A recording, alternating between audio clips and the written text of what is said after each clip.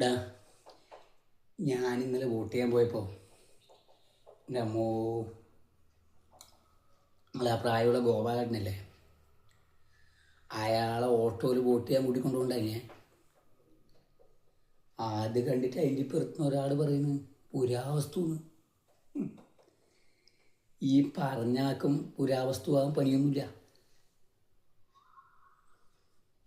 എന്താല്ലേ മറ്റുള്ളവരെ കളിയാക്കാൻ വേണ്ടിയിട്ട് ആകെ ഈ പ്രായമുള്ളവർക്ക് അവസരം കിട്ടുന്നത് പുറത്തിറങ്ങാൻ വേണ്ടിയിട്ട് ഇങ്ങനെ തെരഞ്ഞെടുപ്പിനോ അല്ലെങ്കിൽ ആധാരം രജിസ്ട്രാക്കാൻ കൊണ്ടുപോയില്ലേ അതിനൊക്കെ അല്ലേ.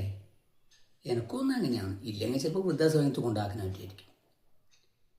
ഏതായാലും ഇവരെ കളിയാക്കലിട്ടിട്ട് എനിക്ക് വിഷമമായി കേട്ടോ.